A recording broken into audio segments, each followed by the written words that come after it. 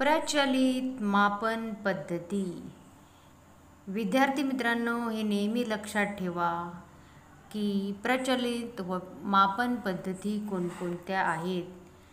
MKS पद्धती आणि CGS पद्धती. लेट स्टडी विथ उषा परिहार या आपल्या चॅनलमध्ये मी उषा परिहार माझ्या सर्व प्रिय विद्यार्थी मित्रांचं मनपूर्वक हार्दिक स्वागत करते.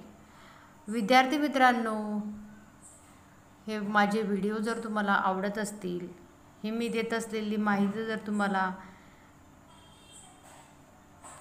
मदत करत असेल किंवा तुमच्या ज्ञानात भर पडत असेल, तर माझ्या या लेट स्टडी विथ उषा परिहार या चॅनलला सबस्क्राईब करा, म्हणजे नवनवीन व्हिडिओचे नोटिफिकेशन्स तुम्हाला येतील.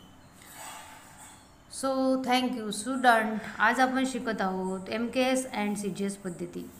MKS पद्धतीमध्ये लांबी मीटरमध्ये, वस्तुमान किलोग्रॅममध्ये व काळ म्हणजे वेळ सेकंदामध्ये मोजतात. MKSचा अर्थ होतो metre, kilogram and second.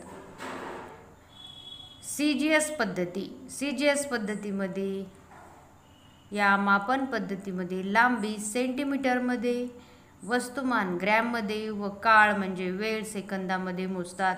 CGS म्हणजे सेंटीमीटर, ग्रॅम, सेकंद.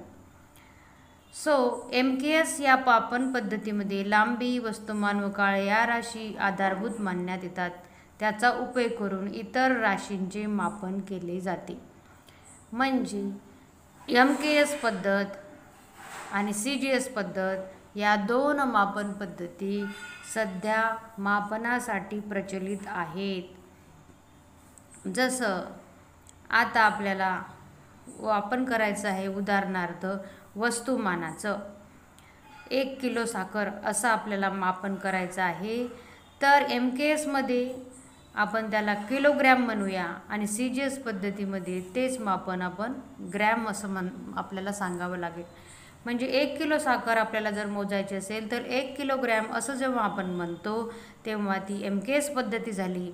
आणि 1000 ग्रॅम असं जेव्हा आपण सांगू तेव्हा त्याला म्हणता येईल CGS पद्धत. अशा पद्धतीने आपल्याला भौतिक राशींचे मापन करायचे आहे. समजा आपल्याला लांबी सांगायची आहे MKS पद्धतीमध्ये, तर त्याला आपल्याला मीटर म्हणावं लागेल. आणि CGS पद्धतीमध्ये लांबी सांगायची असेल तर आपल्याला सेंटीमीटरमध्ये सांगावी लागेल. तर